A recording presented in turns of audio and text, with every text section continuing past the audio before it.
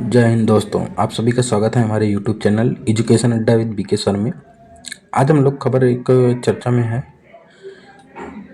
Parker mission के बारे में है, तो उसी से संबंधित है। तो देखिए, खबर छपा हुआ था, why the Parker solar probe is trying to touch the sun. मतलब कि जो है सोलर जो पार्कर सोलर प्रोब मिशन है वो जो है सूर्य को छूने की कोशिश कर रहा है, ऐसे ही खबर था। तो वही कारण तक क्यों, तो उसी से संबंधित आइए हम लोग देख लेते हैं। तो 24 दिसंबर 2024 को पार्कर सोलर प्रोब जो है सूर्य की सतह से 6.1 मिलियन किलोमीटर की दूरी तक पहुंचा है। यानी कि जो पार्कर सोलर मिशन था उस अभी तक जो है इससे निकटतम कोई मतलब मिशन नहीं पहुंचा है। तो ये 24 दिसंबर 2024 को पहुंचा था। तो कब पहुंचा था पार्कर सोलर प्रोब सूर्य की सतह से 6.1 मिलियन किलोमीटर की दूरी, 6.1।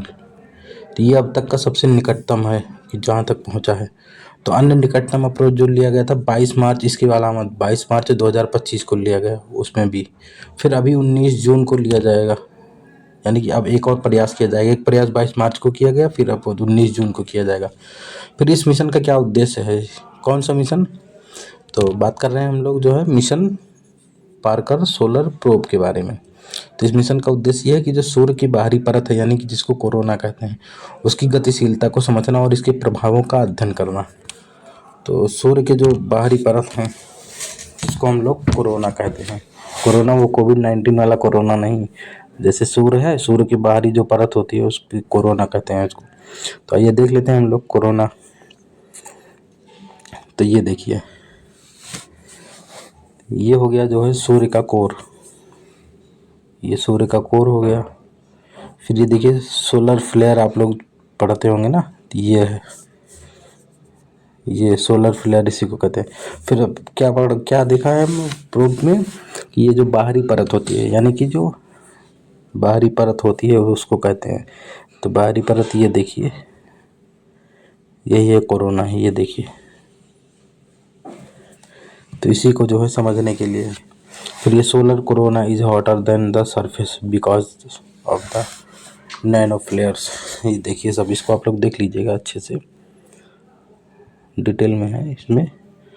फिर अब आइए देख लेते हैं मिशन के बारे में। तो मिशन 2018 में लॉन्च किए गए कार के आकार के इस रोबोटिक अंतरिक्ष यान का नाम अमेरिकी सौर, यानी कि जो पार्कर वाला मिशन है इसका नाम किसके नाम पर किया गया था, तो अमेरिकी सौर खगोल भौतिकी विद हैं, यानी कि यूजिन न्यूमैन पार्कर के नाम पर इस मिशन का नाम रखा गया। तो ये नासा का पहला मिशन है जिसका नाम किसी जीवित यानी कि शोधकर्ता के नाम पर, यानी कि जो पार्कर हैं अभी वर्तमान में जीवित हैं। तो ये नासा का पहला ऐसा मिशन है, मिशन का नाम ऐसा है कि मतलब जो एक जीवित व्यक्ति के नाम पर कह सकते हैं रखा गया है।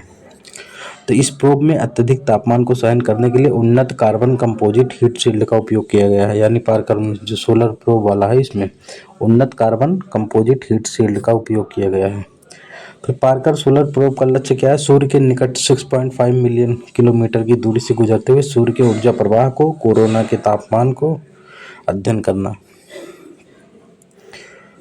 तो यह सौर पवनों के स्रोत की भी जांच करेगा, यानी कि जो सौर पवनें चलती हैं उनके जो है सोर्स, उसको भी जांच करेगा। फिर अंतरिक्ष मौसम को प्रभावित करने वाले आवेशित कणों की उच्च गति वाली तरंगें जो होती हैं उनसे, यह सौर पवनों के स्रोत की भी जांच करेगा। यानी जो सौर पवनें हैं वो क्या करती हैं, तो वो अंतरिक्ष मौसम को प्रभावित करने वाले जो आवेशित कण होते हैं उनको जो है उच्च गति वाली तरंगें होती हैं।